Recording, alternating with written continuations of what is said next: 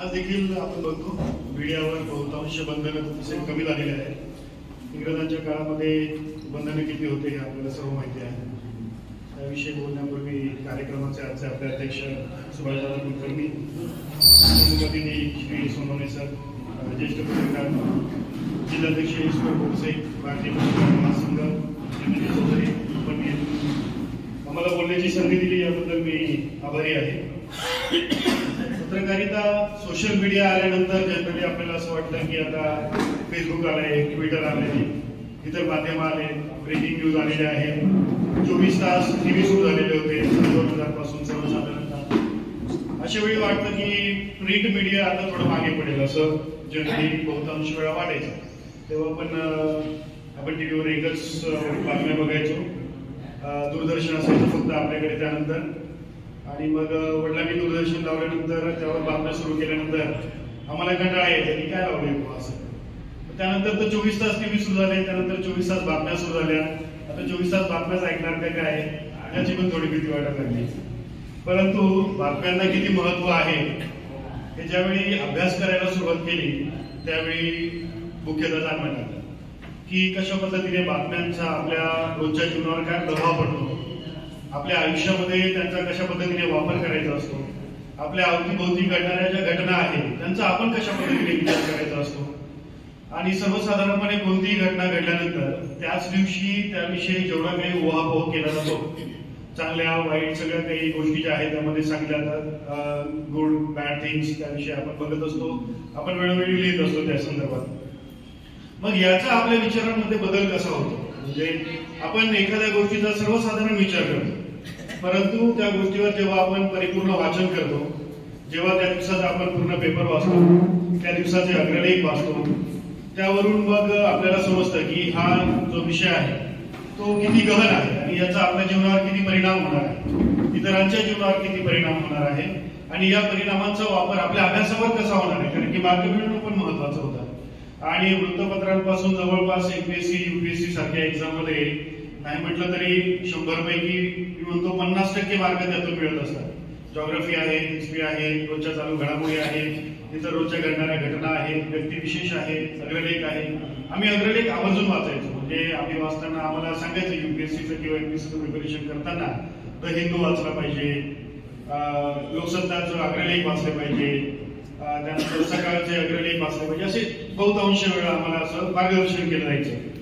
विचारायचं की अग्रलेख काय आहे, म्हणजे काय असतं अग्रलेखामध्ये। जेव्हा अग्रलेख वाचायला सुरुवात केली, अग्रलेखांचं पान जेव्हा काढलं, तेव्हा सगळ्या पूर्ण पेपर मधला जो काही अतिशय महत्वाचा पार्ट आहे, कारण की ब्रेकिंग न्यूज हा तर त्या दिवशी असलेला इम्पॅक्ट असतो, त्या दिवशी त्या घटनेचा काय इम्पॅक्ट होतोय समाज मनावर असेल किंवा व्यक्तींवर असेल किंवा विशेष व्यक्तींवर असेल, काय इम्पॅक्ट असेल हा ब्रेकिंग न्यूज दाखवतो आपल्याला।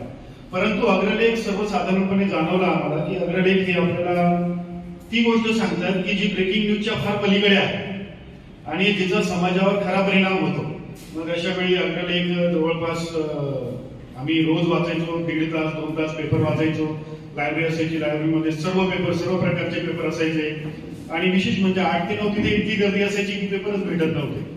मग त्यामुळे काही विद्यार्थी पेपर कात्रणही काढून यायचे, आता पण पेपर कात्रण काढू नये म्हणून तिथे विशेष सूचना लावल्या जायच्या। असे बहुतांश म्हणजे घटना आज मला फार आठवतात। म्हणजे पत्रकारितेविषयी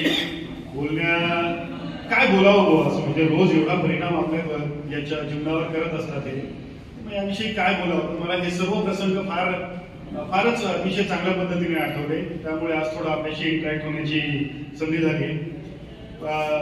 शिरपूर शहरचे जे पत्रकार आहेत त्यांच्याशी आमचं नेहमीच इंटरॅक्शन असतं, आणि सर्वसाधारणपणे आम्ही पोलीस म्हणून जर समाजामध्ये परिवर्तनाचं थोडंफार काम करत असू तर आम्ही जे परिवर्तन करतो त्याचं प्रबोधन करण्याचं काम सर्वसाधारणपणे पत्रकार हे करत असतात, की पोलिसांचं कार्य कशा पद्धतीने चाललं आहे, काय चाललं। म्हणजे आमचे शब्द थोडे कठोर असतात, आमच्या शब्दांना थोडी चांगली एक तुम्ही लबक लावून त्यानंतर तुम्ही समोर प्रेझेंट करत असतात, त्याबद्दल मी तर सर्वप्रथम सर्वांचेच आभारी आहे की आमचे शब्द, कठोर शब्द तुम्ही चांगल्या पद्धतीने मांडतात।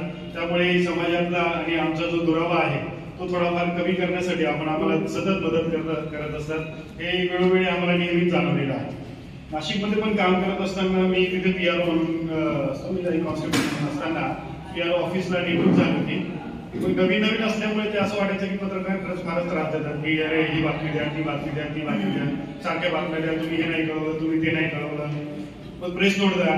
त्यानंतर समजायला लागले की बाबा नाही, प्रेस नोटचं महत्व हे आहे की आपण केलेलं काम हे आपल्यापुरतं तर माहिती असतं, पण मग सर्वांना कधी कळणार. मग त्यानंतर जेव्हा लोक सांगायला लागले अरे चांगलं काम केलं, मग आता व्हॉट्सअप यायला लागलं, मग व्हॉट्सअपवर आपण स्टेटस टाकतो, मग त्यावर 100 लोकांच्या प्रतिक्रिया येतात की जे काही आपण पेपर कात्रण टाकतो तेव्हा आपल्याला प्रतिक्रिया येतात की अरे अतिशय चांगलं काम केलेलं आहे तुम्ही. त्यावरून लक्षात येतं की आपल्याला की किती महत्वाची भूमिका पत्रकारांची आणि पत्रकारितेची, वृत्तपत्रांची आपल्या रोजच्या जीवनामध्ये आहे. त्यासाठी मी सर्वसाधारणपणे एवढंच सांगण्याचा प्रयत्न करत आहे, बाकी काही नाही.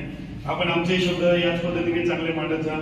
आमच्या भूमिका पोलीस प्रशासनाच्या याच पद्धतीने कधी काही कटू वगैरे जरी वाटलं तरी आम्हाला सांगा की हे थोडं कठोर होत आहे, तर तुम्ही थोडं सौम्य भाषेमध्ये हे अजून आम्हाला सांगा.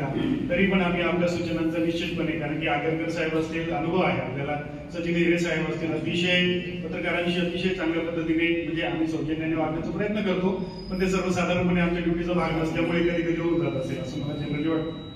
तरी आपण मला माझे विचार मांडण्याचा जे काही संधी दिली आहे त्याबद्दल मी मनपूर्वक आभारी आहे.